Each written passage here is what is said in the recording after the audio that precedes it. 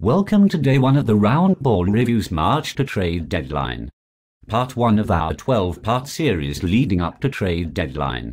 Joey G, we are not going to be on the air 12 straight days before the trade deadline. I watched all of the hockey deadline coverage and what I learned is a few things. Number 1, you can never start a trade deadline show too early. Well, there is a first time for everything and I think you might have found it. 2, you really do not need actual information to do the show.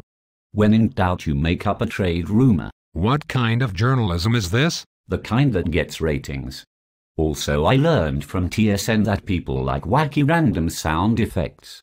Let me see what this button does. It appears your time is up. How about we talk about the Raptors' next game? The trade deadline will be here soon enough. Mama, there goes that man, and he can't coach. Thank you. As you can see, we have a live studio audience today. You just hit one of those buttons. That is all. The only people here are you and I. The cameraman Ryan and James is in the director's booth. Sure, ruin the magic of TV for everyone. Speaking of the magic, the Roundball Review has learned to Brian Colangelo has compromising photos of Otis Smith, and as a result Dwight Howard will be a actor by March the 15th according to our sources at the Roundball Review. See, this is how stupid rumors get started by people like you making up these wild stories. Smith does have a tough decision on what to do with Howard, that is true. In other news, we at the Roundball Review have learned Calderon is demanding a trade to the Lakers.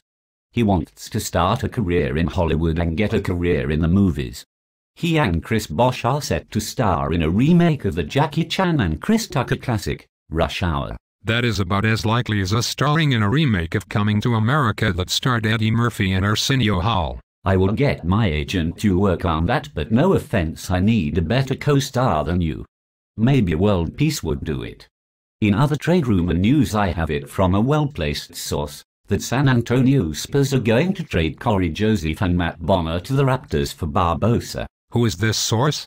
You don't have any sources, you're just pulling the stuff out of your... I have done a lot of things on this show, but never have I said a bad word. Shame on you, JB. What about the children? You should thank me for blocking that out. It is rare that you are right about something, but you are right. I am sorry folks, it is just between the deadline and him, it is driving me a bit crazy. Suck it up. We have lots more trade rumors to get to.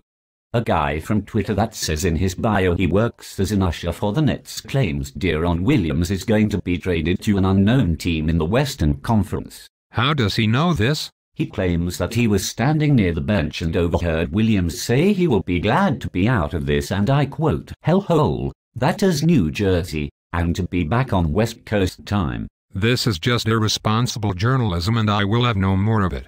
You're such a wet blanket, JB.